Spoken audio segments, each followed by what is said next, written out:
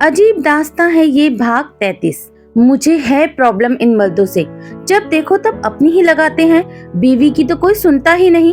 कल रात प्यार से कहा कि मेरी प्यारी दोस्त जा रही है नागपुर, पता नहीं कब मुलाकात होगी भी या नहीं। मैं तो चली जाऊंगी आपके साथ विदेश, लेकिन ये जो 2 पल हैं हमारे पास, उसे जी भर कर जी लेते हैं। दोस्ती ऐसी ही नहीं निभाई जाती। भले ही गोवा साथ थे, लेकिन अब फिर वैसे दिन आने वाले हैं क्या वापस? जू तक नहीं रहेंगी उसके कान में। सुना तो कुछ नहीं, लेकिन खर्राटे जी भर कर लेने लगे। श्रुति ने रात की बात बताई। तेरी प्रॉब्लम सारी दुनिया के मर्दों से नहीं, बल्कि सिर्फ और सिर्फ एक ही इंसान से है, और वो है अविनाश जीजू। तेरी सारी दुनिया बस अविनाश जीजू के इर्द गिर्द घूमती रहती है। तुझे बस अविनाश के खाने पीने, उठने बैठने से लेकर वो क्या बोलते हैं, कैसे रिएक्ट करते हैं, इस पर तेरा सारा ध्यान लगा रहता है। तुझे उनकी लत लग गई है पगली। तू अब उनके बिना जी नहीं सकती, और उनकी हर बात तुझे काफी हद तक इफेक्ट करती है। इसका मतलब ये है कि तू जीजू से बेहद प्यार करती है, और करे भी क्यों ना, है ही वो इसके लायक। अब देखना मेरी शादी किन हालातों में हुई, ये कुछ छिपा है क्या? मुझे अक्षय के बारे में कुछ नहीं पता था, लेकिन जैसे जैसे उनसे बातें हुई, जब हम एक दूसरे के करीब आए, तो जाना कि प्यार क्यों होता है। शादी तो हो जाती है, लेकिन शादी के बाद जो प्यार होता है ना, उसका मजा ही कुछ और है। तू भी इस प्यार का शिकार हुई है और कुछ नहीं, रिया ने हंसते हुए कहा। हाँ हाँ, तेरे प्यार में हम दोनों तो प्रेमी ही हैं, लेकिन मेरी जिंदगी में भगवान ने जो तीसरे की एंट्री दी है, उसका क्या? कितना कुछ सोचती हूँ कि ये मोना निकल जाए हमारी जिंदगी से, लेकिन ये फिर पलट कर चली आती है। किसी न किसी बहाने से साइड इफेक्ट देती ही रहती है जिंदगी में। कभी कभी सोचती हूँ कि मैं ज्यादा रिएक्ट कर रही हूँ, फालतू में अविनाश को तंग करती हूँ, लेकिन नहीं, ये मोना मेरी कुंडली में राहु केतु की तरह घर किए बैठी है। हमेशा एक डर सा लगा रहता है कि ये लड़की फिर मेरी बसी बसाई जिंदगी बर्बाद कर देगी। इसे अविनाश की हर एक बात पता है, और कब अविनाश की दुखती नस कहाँ पकड़नी है और कैसे दबानी है, इसमें तो उसने मानो PhD कर रखी है। कितना भी बोलने की कोशिश करो, फिर भी वीकली एपिसोड की तरह वीकेंड का वार करके चली जाती है ये। कल कितना खुशी का दिन था, लेकिन वहाँ भी ये लड़की अपना काला साया लेकर ही आई। इस लड़की के मंसूबे कुछ ठीक नहीं है, और यही बात अविनाश की समझ नहीं आती। उसका एक फोन या हरकत इस बंदे को अचानक से पिघला देती है। मेरे साथ ऐसा नहीं होता है ये। आज अगर छुट्टी ले लेता तो क्या हो जाता आखिर, लेकिन नहीं, ऑफिस जाना है, लेकिन बीवी के ससुराल नहीं आना। रुक जा जरा, तेरे चक्कर में अक्षय ने 3 बार फोन किया, लेकिन मुझे उठाते नहीं आया। इन्हें पहले फोन तो कर लूं जरा, और पूछ लूं कि कहाँ है ये। रिया ने अक्षय को फोन लगाया। रिया की जैसे ही फोन पर बात हुई, मानो एक खुशी की लहर दौड़ गई उसके मन में। चल जल्दी से तैयार हो जा श्रुति, हम बाहर मॉल जा रहे हैं। अक्षय ने कुछ लिया है हम दोनों के लिए, और वहीं गिफ्ट लेने हमें मॉल बुलाया है। हाय, गिफ्ट का नाम सुनते ही सारे बदन में एक बिजली दौड़ गई। चल निकलते हैं, और 1 घंटे में खाने पर वापस आ जाएंगे। रिया ने श्रुति से चलने के लिए कहा। नहीं, तू हो आ मॉल, वैसे भी मेरा मन नहीं है, और फिर गिफ्ट तेरे लिए है, मैं तो खामखा कबाब में हड्डी बन जाऊंगी। तुम दोनों मस्त ऐश करो और 1 आध घंटे में लौट आओ। मैं यहीं नीचे मामी जी को खाने में मदद करती हूँ, श्रुति ने कहा। आई बड़ी मामी को मदद करने वाली। तूने मुझे वादा किया है कि आज पूरा दिन तू मेरे साथ रहेगी। इतनी जल्दी भूल गई ये सब बातें, या फिर तुझ पर भी भूत सवार है जीजू का? मुझे कुछ नहीं सुनना, और जल्दी से निकल मेरे साथ। मैं नीचे जाकर माँ और चाची से बात करती हूँ, तब तक तू गाड़ी निकाल। श्रुति और रिया चल पड़ी मॉल की ओर। जैसे ही वो मॉल में दाखिल हुए, तो अक्षय उनका बाहर इंतजार ही कर रहा था। अच्छा हुआ तुम दोनों जल्दी आ गई। चलो कहीं चलकर मस्त शॉपिंग करते हैं तुम दोनों की पसंद की, और फिर लंच हम एक साथ बाहर ही करेंगे। तीनों वेस्ट साइड में घुस गए कपड़ों की शॉपिंग करने। अक्षय और रिया काफी चाव से कपड़े देख रहे थे। इधर श्रुति भी बेमन से यहाँ वहाँ कुछ टटोल रही थी। जब पर्स की सेक्शन में गई, तो एक पर्स पर उसकी नजर पड़ी। पर्स काफी सुंदर और लुभावनी थी। श्रुति ने उसे लेते हुए आईने में देखा। पर्स अच्छी थी, लेकिन रंग कुछ जच नहीं रहा था। पर्स बैगनी रंग की थी, और श्रुति को काला रंग पसंद था। उसने रिया को आवाज लगाई उस पर्स को दिखाने के लिए, और जैसे ही वो मुड़ी उस पर्स के साथ, तो सामने अविनाश को पाया। एक पल के लिए उसे लगा जैसे कोई वहम हुआ है। सामने अविनाश नहीं कोई और है। लेकिन जब अविनाश वही पर्स लेकर खड़ा था और मुस्कुरा रहा था तो श्रुति को अपनी आंखों पर विश्वास नहीं हुआ। वही पर्स, लेकिन काले कलर में। अविनाश श्रुति को देने के लिए वहाँ खड़ा था। आप यहाँ क्या कर रहे हैं अविनाश? श्रुति से रहा नहीं गया। मेरी बीवी अकेले शॉपिंग करे ये मैं कैसे बर्दाश्त कर सकता हूँ, इसीलिए मुझे भी आना ही पड़ा। जानता था कि यही पर्स तुम्हें पसंद आएगा, इसीलिए इसका काला कलर मैंने पहले ही रख लिया था। और एक बात, अक्षय मेरा भी दोस्त है, इसीलिए उसके लिए मैं एक दिन की लीव तो ले ही सकता हूँ। मैंने ही उसे यहाँ बुलाया और तुम दोनों को भी बुला भेजा ताकि हम यहाँ काफी टाइम स्पेंड कर सके। यहाँ से निकलने के बाद हमें लंच भी साथ में करना है। इससे पहले कि तुम कुछ कहो, जल्दी से उन दोनों के लिए कुछ गिफ्ट खरीद लो, अविनाश ने मुस्कुराते हुए कहा। उसकी एक एक बात मानो शहद की तरह श्रुति के कानों में गूंज रही थी। अविनाश को वहां देख श्रुति को इतनी खुशी हुई थी कि वो बयां नहीं कर पा रही थी। एक जोर से जादू की झप्पी दे बैठी वो अविनाश को। श्रुति का इस तरह उसकी तरफ आना अविनाश के लिए नया था, लेकिन जैसे ही वो गले लगी तो अविनाश ने भी उसे उठा ही लिया मानो। दोनों काफी खुश थे। उन दोनों की ये हरकतें देख अक्षय और रिया भी वहां आ गए। लो, दोनों यहीं शुरू हो गए क्या? श्रुति, शर्म नहीं आती तुझे जीजू को ऐसे जकड़ने में? कहाँ हो और क्या कर रहे हो, कुछ समझ आता है या नहीं? रिया ने उसे छेड़ा। वैसे अविनाश को देख जैसी खुशी हुई, अगर वैसी खुशी साली साहिबा को मुझे देख होती तो क्या बात थी। मैं भी तरस रहा था एक झप्पी के लिए, कोई तो दे दो यार। अक्षय ने भी टांग खींची। आओ मैं देता हूँ एक झप्पी, ऐसा बोल अविनाश गले लग गया अक्षय के। चारों ने जमकर शॉपिंग की एक दूसरे के लिए। श्रुति और रिया कुछ ज्यादा ही खुश थे। अविनाश का सरप्राइज सचमुच में काफी पसंद आया था दोनों को। जमकर शॉपिंग करने के बाद जब चारों थक गए तो सबने लंच करने का फैसला किया। अविनाश ने लंच के लिए भी एक सरप्राइज रखा हुआ था। वो सबको गाड़ी में बिठाकर होटल ले आया। वहाँ अविनाश ने पहले से ही टेबल बुक किया हुआ था।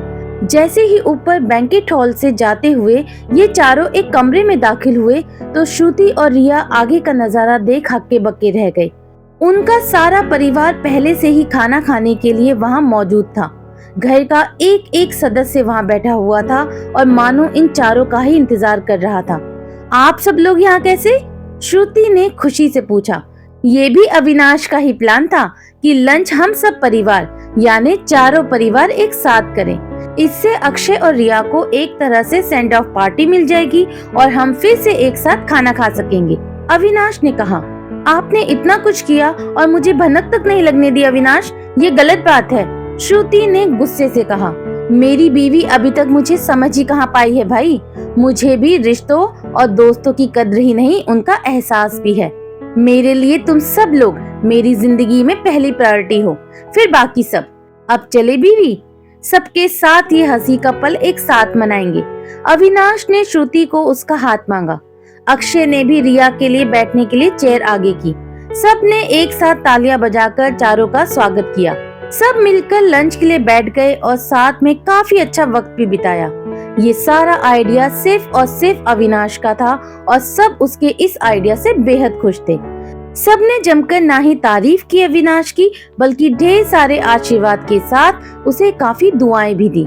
श्रुति इस बात से काफी खुश थी कि अविनाश के दिमाग से ऐसा भी कुछ निकल सकता था। अकेले अकेले ऐसा धांसू कुछ कर बैठा और तारीफें भी अकेला बटोर रहा है। कल मेरा दिन था, लेकिन आज इसने अपना दिन खुद कमाया।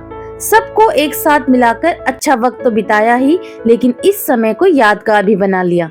ऐसा मौका न जाने कब फिर मिलेगा और हम ऐसे कब साथ होंगे। बड़ा ही प्यार आ रहा है इस पोंगे पर मुझे। श्रुति ने धीरे से पास बैठे अविनाश के पैरों पर अपने पैर से मसलकर प्यार जताया। एक झटका सा लगा उसे मानो। उसने नीचे नजर डाली तो श्रुति अपने पैरों से उसके मोजे के साथ पैरों को टच कर छेड़खानी कर रही थी। अविनाश ये देख शर्मा गया। शर्मिला तो था ही वो, लेकिन उसे याद आई मोना की।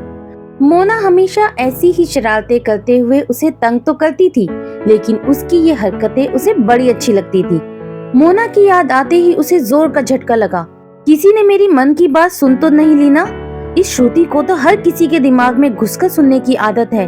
कहीं अभी मैंने मोना को याद किया, ये उसने सुन तो नहीं लिया ना? अविनाश के चेहरे के बदलते हाव भाव बहुत कुछ दर्शा रहे थे मानो। उसकी ये हालत अक्षय ने बराबर भांप ली। खाना सबका शुरू ही होने वाला था। सबने अभी सूप ही लिया था कि अक्षय ने ही अविनाश को थोड़ी देर बाथरूम में चलने की रिक्वेस्ट की। अविनाश, खाना अभी लगेगा थोड़ी देर में, चलो जरा फ्रेश हो आते हैं।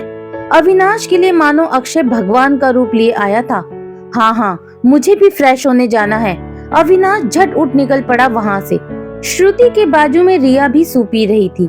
उसने वेटर से एक और बोल सूप मंगवाया। कितना टेस्टी और यम्मी लग रहा है ना सूप रिया, कितने दिनों बाद पिया यार, मजा आ गया। अभी आगाज ही इतना धमाकेदार है तो स्टार्टर और मेन कोर्स तो आना अभी बाकी है। सच में जुग जुग जियो अविनाश जीजू, जो इतने अच्छे होटल में खाना खिलाने ले आए। मुझे ये लंच जिंदगी भर याद रहेगा यार। थैंक्स टू जीजू। अगर इसके साथ हमारे लिए कुछ ड्रिंक्स होते तो सोने पे सुहागा हो जाता ना। लेकिन यहाँ सब बड़े हैं हमारे साथ, तो कैसे पी सकते हैं ना हम। रिया को इस बात का अफसोस हुआ। कोई नहीं, पीने की तमन्ना मैं और मेरा पोंगा घर जाकर पूरी कर लेंगे। आज रात को बस मैं और मेरा अविनाश ही रहेंगे बेडरूम में। खूब जमेगा रंग जब मिल बैठेंगे दो यार पीने। मैंने तो अभी से फ्लर्ट करना भी शुरू कर दिया है अविनाश के साथ। जानती है अभी अभी मैं क्या कर रही थी उनके साथ? श्रुति ने थोड़ी देर पहले की हुई हरकत के बारे में रिया को बता दिया। बड़ी ही बदमाश है तू श्रुति, इतना भी सब्र नहीं तुझे कि घर चली जा। वहाँ बेडरूम में किसने रोक के रखा है तुझे? जितनी कुश्ती खेलनी है खेल लो। रिया ने आइडिया दिया। वो तो मैंने हिंट दे दी उसे कि मेरे अंदर का रोमांस का कीड़ा अचानक से जाग गया है। घर जाकर तो ये कीड़ा फुदक कर बाहर आएगा ही, लेकिन उसे ऐसा नहीं लगना चाहिए कि अचानक ये क्या। श्रुति ने सफाई दी। तो क्या तेरी इस शरारत का ऐसा असर हुआ कि बाथरूम जाना पड़ा जीजा को मेरे? रिया ने बोला। क्या पता भाई, वैसे बाथरूम तो अक्षय जीजू भी गए हैं, तुम दोनों भी नीचे कुछ कर रहे हो क्या? श्रुति ने पूछा। ना ना, मेरी प्रेम की आग और लगन फिलहाल खाने की ओर है। अभी इस वक्त को मैं खाने के अलावा और किसी के बारे में सोच भी नहीं सकती। मैंने तो तय कर लिया है कि दोनों टाइम का खाना अभी इसी वक्त खा लूंगी, ताकि फ्लाइट में या घर जाकर कुछ खाने की जरूरत ही नहीं। घर जाकर बस तन का सोने की चाहत है मेरी, और कुछ नहीं। तेरा तो आज रात तक का प्लान बन गया है, मेरा तो आज रोमांस करने का इरादा है। इस पोंगे ने किया ही ऐसा है कि प्यार उमड़ उमड़ के बाहर आ रहा है मेरी ओर से। आज की रात को मैं रोमांटिक नाइट बनाकर रहूंगी। अविनाश भी मदहोश होकर खो जाना चाहिए मेरी बाहों में। तथास्तु बालिके, तेरी आज की रात की जितनी भी गंदी हरकतें करने की इच्छा है वो पूरी हो। और हाँ, थोड़ा कम खा ताकि रात को काम आए, समझी ना? रिया ने श्रुति को आंख मारी। दोनों सहेलियां खिलखिलाकर हंस दी। दोनों अपने पतियों का इंतजार ही कर रही थी कि रिया की सूप की चम्मच गिर गई। वो जैसे ही झुकी, उसका ध्यान पलक की ओर गया। पलक और साहिल हाथों में हाथ डाले प्यार से एक दूसरे से मानो चिपके हुए थे। रिया जैसे ही ऊपर की ओर मुड़ी तो देखा कि दोनों एक हाथों से अपना अपना सूप पी रहे थे। रिया ने श्रुति का भी स्पून गिरा दिया और दोनों नीचे झुकी। दोनों पलक और साहिल की हरकतें देख हंस रही थी। उन दोनों की ये गिराने की हरकत ने श्रुति की माँ को गुस्सा दिला दिया। वो उठ उन दोनों के पास आई और श्रुति के कान पकड़ उसे उठाया। ओ माँ, ये क्या है सबके सामने? श्रुति को दर्द हो रहा था। और नहीं तो क्या, 2 बार चम्मच गिरा चुकी है तू, और अब न जाने पूरी थाली ही तू गिरा दे। तू टेबल के नीचे बैठकर ही खाना क्यों नहीं खा लेती? इतनी बड़ी घोड़ी हो गई, लेकिन गलतियां करने से बाज ना आ तू। ससुराल वाले हैं साथ में तो पल्लू ले ढंग से बैठकर, जो खाना आएगा उसे परोसना सबको, नहीं तो वो भी गिरा देगी तू। माँ जैसे आई वैसे ही बड़बड़ करते निकल ली। श्रुति और रिया फिर चुपचाप बैठ गए। काफी देर हो गई थी, लेकिन उनके पति अभी तक नहीं आए थे। ये दोनों क्या बाथरूम करने गए हैं या बाथरूम बनाने? श्रुति ने दरवाजे की ओर देखा। दोनों मिलकर भी सूसू करे तो भी इतनी देर नहीं लगती। कहीं और तो नहीं निकल गए? जरूर नीचे पब में एक एक पैग लगाने गए होंगे। श्रुति ने अपना दिमाग लगाया। नहीं री पगली, सबके सामने ऐसे कैसे पी सकते हैं भला? आते ही पकड़ न लेंगे दोनों को घर वाले? रिया ने शक जताया। उधर बाथरूम में आखिर अविनाश ने अक्षय को अपने दिल की बात बता ही दी। यार सच बोलूं तो जब श्रुति ने जो पैर से मुझे ऊपर से नीचे तक छुआ तो एक पल के लिए मोना की याद आ गई। फिर श्रुति का चेहरा देख डर से कांप गया था मैं। मेरी बीवी टार्जन की भी नानी है, लोगों के दिमाग में बैठकर गरबा खेल लेती है वो। मुझे लगा कि इसने मुझे पकड़ लिया और अब ये सबके सामने मेरी धुलाई करेगी। अविनाश ने डरते हुए कहा, भाई इतना क्या डरना अपनी बीवी से, वो भी नई नई शादी में। अक्षय ने हौसला दिया उसे, मेरी बीवी कोई साधारण बीवी नहीं है, एलियन है, एलियन। खड़े खड़े अच्छे खासे इंसान को लिटा देती है। गुस्से में वो क्या क्या कर जाए इसका अंदाजा खुद भगवान को भी नहीं होता। मुझे हमारे ही हनीमून पर जमाल घोटा मिलाकर पिलाया था। सोचो रात भर मेरी क्या हालत हुई होगी। इतना ही नहीं, मोना को न जाने कितनी ही बार पीट चुकी है। पीटना तो उसके दाएं हाथ का खेल है, हाथ का मैल है। कभी भी किसी भी चीज के साथ दो हाथ कर ले। अगर मैं वहाँ से सही समय पर नहीं खिसक लिया होता तो ये भांप लेती और फिर मेरी जो हालत करती इसका अंदाजा नहीं है तुम्हें। अविनाश ने श्रुति की तारीफ के पुल बांधे। मोना को भुलाना आसान है, लेकिन इसका हर तरीके से बदला लेना जिंदगी में नहीं भूल सकता। मुझे बम्पर इंजेक्शन तक दे चुकी है यार। अविनाश ने अपनी आप बीती सुनाई। चिल अविनाश, किसी ने कुछ नहीं देखा। मुझे डाउट आया इसीलिए तुम्हें वहाँ से उठा ले आया। अब फ्रेश होकर जल्दी से चलो, नहीं तो हमारी बीवियां दोनों यहाँ बाथरूम में आ जाएंगी। यार कितना अच्छा होता अगर तुम नागपुर में ना होकर यहाँ मुंबई में होते। दिल लग गया है तुमसे यार। तुम कुछ जुगाड़ करके चलो ना हमारे साथ यूएस, वहाँ हम दोनों काफी सुकून की जिंदगी बिताएंगे। क्या बोलते हो? जरूर यार, ऐसा ही हो जाए तो क्या कहना, लेकिन अभी ऐसे कुछ आसार नजर नहीं आ रहे हैं। फिलहाल यहाँ से बाहर निकलकर हमारी बीवियों को ज्वाइन होते हैं ताकि वो यहाँ ना आ जाए, अक्षय ने उसे बोला। दोनों टेबल पर आकर बैठ गए। कितनी देर लगा दी अविनाश, कब से राह देख रही थी मैं, श्रुति ने पूछा। अब क्या नेचर कॉल भी तुमसे डर डर कर करना पड़ेगा क्या मुझे? मेन स्टॉक होती है जरा, वो करते करते थोड़ी देर हो गई। और खाना अभी अभी आया है ना, खाना एक साथ खाते हैं हम सब। अविनाश ने बात काट संभाल ली। श्रुति का ध्यान कहाँ खाने में था, उसे तो आज रात को अविनाश को खाना था। श्रुति अपने ही ख्यालों में खोई थी और अविनाश खाने में। उसे इस बात का बिल्कुल अंदाजा नहीं था कि श्रुति के मन में क्या चल रहा था। अब आगे क्या होगा दोस्तों, ये कहानी किस मोड़ पर जाने वाली है? क्या अक्षय और रिया भी अविनाश और श्रुति के साथ यूएस जाएंगे? अगर हाँ तो कैसे? ये सब जानने के लिए बने रहिए मेरे यानी कि आराधना वॉइस के साथ। आज की कहानी का ये पार्ट आपको कैसा लगा मुझे कमेंट करके जरूर बताइएगा। बहुत जल्द मिलती हूँ आपसे इस कहानी के अगले भाग में। तब तक के लिए बाय बाय।